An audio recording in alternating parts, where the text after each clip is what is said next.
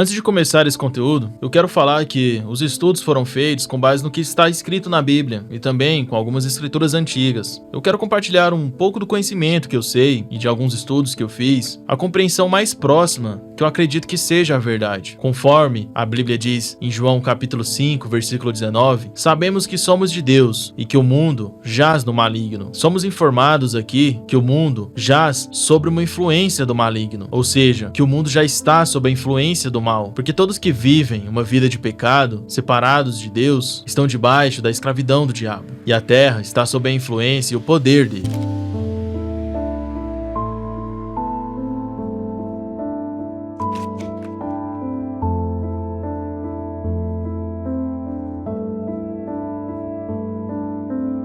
Há uma passagem na Bíblia, em Lucas, no capítulo 4, versículos 5, 6 e 7, diz: Então, o diabo o levou a um lugar muito alto e lhe mostrou, em uma fração de tempo, todos os reinos do mundo, e lhe propôs: Eu te darei todo o poder sobre eles e toda a glória destes reinos, porque me foram entregues e tenho autoridade para doá-los a quem bem entender.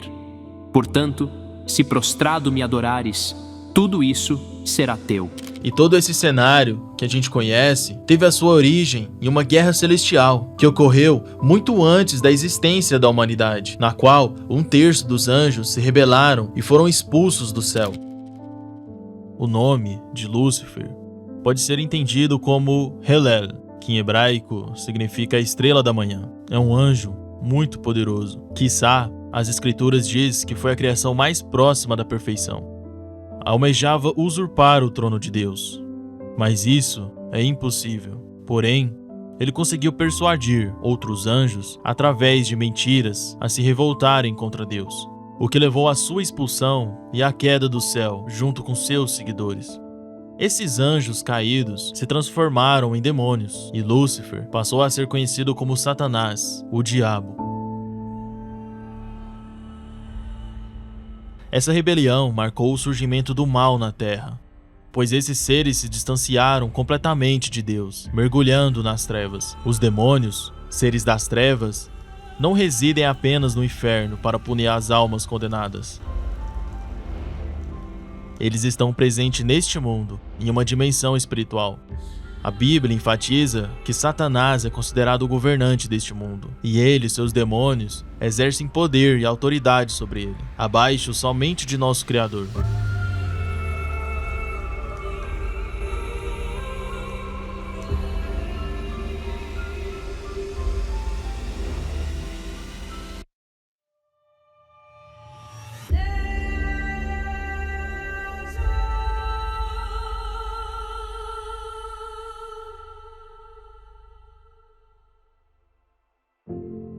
A afirmação que o mundo está sob o controle do maligno significa que todos esses seres das trevas, esses anjos caídos, têm influência sobre a Terra, sobre nós. E é exatamente nesse ponto em que nós, a humanidade, entramos na equação. Fomos criados à imagem e semelhança de Yahvé, Deus, o que nos torna a criação mais significativa.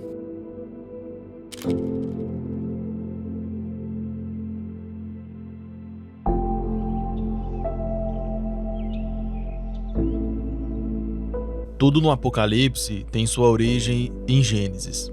Em Gênesis, capítulo 2, versículo 7, diz: Então, o Senhor modelou o ser humano do pó da terra, feito argila, e soprou em suas narinas o fôlego da vida, e o homem se tornou um ser vivente. Prossegue no versículo 15. Assim, Yahvé, o Senhor, tomou o homem e o colocou no jardim do Éden, para zelar por ele e nele fazer suas plantações. E o Senhor deu a seguinte ordem ao homem: Comerás livremente o fruto de qualquer espécie de árvore que está no jardim. Contudo, não comerás da árvore do conhecimento do bem e do mal, porque no dia em que dela comeres, com toda a certeza morrerás. Prossegue no versículo 21. Então, Yahvé fez Adão cair em um profundo sono, e enquanto este dormia, retirou-lhe parte de um dos lados do corpo e uma costela, e fechou o lugar com carne. Com a costela que havia tirado do homem, o Senhor modelou uma mulher e a conduziu até ele. Então exclamou Adão: Esta sim é osso dos meus ossos e carne da minha carne. Ela será chamada mulher, porquanto do homem foi extraída. Prosseguimos no versículo 25. O homem e a mulher viviam nus e não se envergonhavam. Eu quero que vocês guardem essa parte, pois ela fará mais sentido mais à frente na história.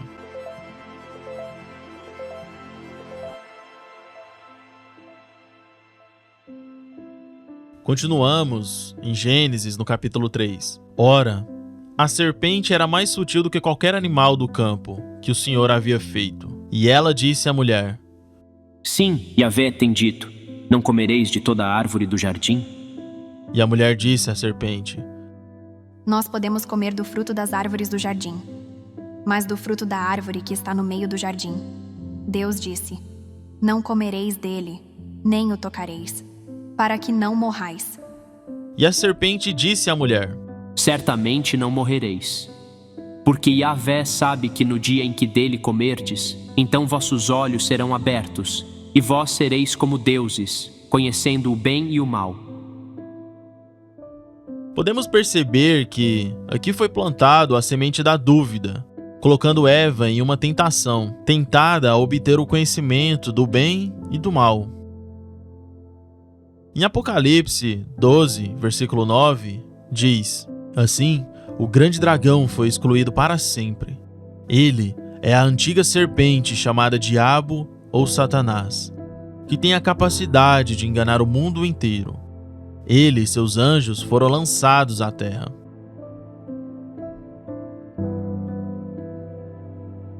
Desde o princípio, Satanás planeja macular a obra divina de Deus, com seus planos astutos e mentirosos. É capaz de fazer de tudo ao seu alcance para tentar a humanidade. E prosseguimos aqui em Gênesis, no capítulo 3 e no versículo 6. Quando a mulher observou que a árvore realmente parecia agradável ao paladar, muito atraente aos olhos e, além de tudo, desejável para dela se obter conhecimento, tomou do seu fruto, comeu e deu ao seu marido, que estava em sua companhia, e ele igualmente comeu. Então, os olhos dos dois se abriram e perceberam que estavam nus. Em seguida, entrelaçaram folhas de figueira e fizeram cintas para cobrir-se. Naquele dia, quando soprava a brisa vespertina, o homem e sua mulher ouviram o som do movimento de Deus, que estava passeando pelo jardim, e procuraram esconder-se da presença do Senhor, entre as árvores do jardim. Mas o Senhor, Deus, convocou o homem, indagando: Onde é que estás? O homem declarou: Ouvi o som do teu caminhar no jardim e, vendo que estava nu, tive receio. Por essa razão me escondi. Então, Deus o questionou: E quem te fez saber que estavas nu? Comeste então da árvore que te proibi de comer? Replicou o homem: Foi a mulher que me deste por auxiliadora. Ela me deu do fruto da árvore e eu comi. Ao que o Senhor, Deus, inquiriu a mulher. Que é isso que fizeste? Retarguiu a mulher. A serpente me enganou, e eu comi. Então Deus determinou à serpente: Porque fizeste isso, és maldita entre todos os animais domésticos, e o és entre todos os animais selvagens. Rastejarás sobre o teu próprio ventre, e comerás do pó da terra todos os dias da tua vida. Estabelecerei inimizade entre ti e a mulher, entre a tua descendência e o descendente dela, porquanto este te ferirá a cabeça e tu lhe picarás o calcanhar. Quando Deus diz para Eva: Estabelecerei inimizade entre ti, entre a tua descendência e o descendente dela, podemos entender que naquele momento haveria duas descendências, duas progênies separadas no mundo. Aqueles que são descendentes justos de Adão e aqueles que serão futuramente os maus descendentes de Caim, sendo esses descendentes da própria serpente, o diabo. Não propriamente dito, fisicamente ou muito literal, mas sim espiritualmente falando. Eva daria luz a dois meninos, Abel, que seria temente a Deus, e Caim, que estaria inclinado para as maldades e sujeito à forte influência da força inferior, a ser atingido pela influência do diabo. Ambos irmãos foram criados com os ensinamentos de seus pais para serem tementes a Deus, para não cometerem o primeiro pecado, o pecado da desobediência. que foi o pecado que Adão cometeu. Então foi criado um filho para ser guardador de ovelhas, que é Abel, e o outro filho, o cultivador da terra, que é Caim.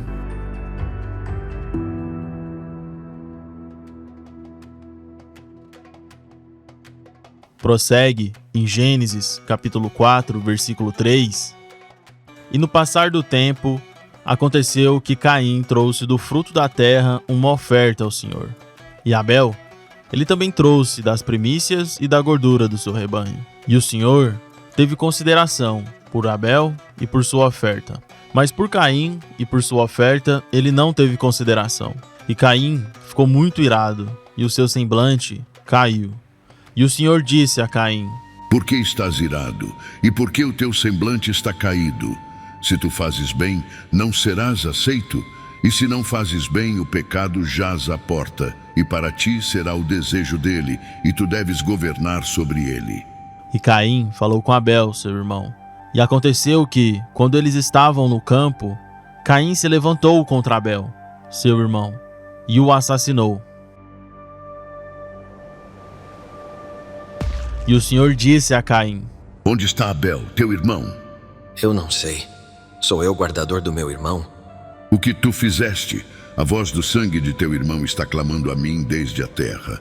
E agora tu és amaldiçoado desde a terra, que abriu a sua boca para receber o sangue do teu irmão da tua mão.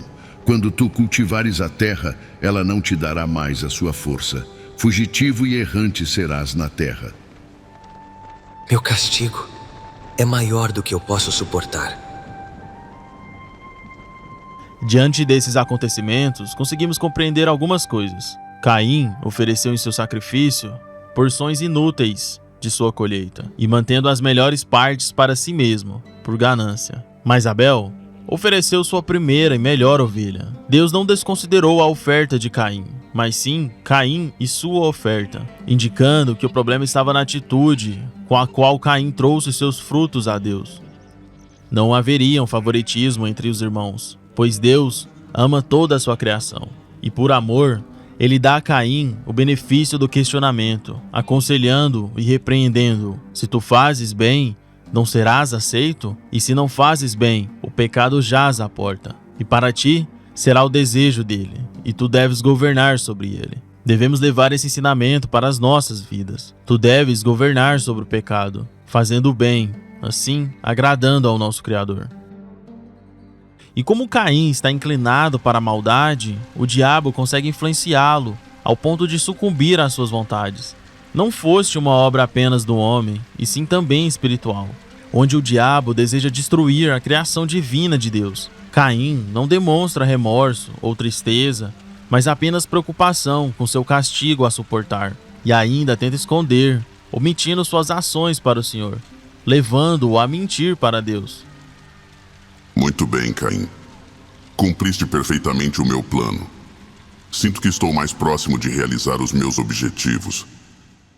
Quando falamos dos descendentes de Caim, a Bíblia começa a genealogia a partir de Caim e não de Adão. Lameque, o sétimo da geração, é onde termina um propósito de Deus para nos revelar algo. E através da etimologia dos nomes, há um propósito muito importante, um propósito de falar sobre o perdão. Quando Lameque diz, em Gênesis, no capítulo 4, versículo 23, e Lameque disse às suas mulheres, Ada e Zilá: Ouvi a minha voz, mulheres de Lameque, escutai as minhas palavras. Pois eu matei um homem pela minha ferida e um jovem pelo meu sofrimento.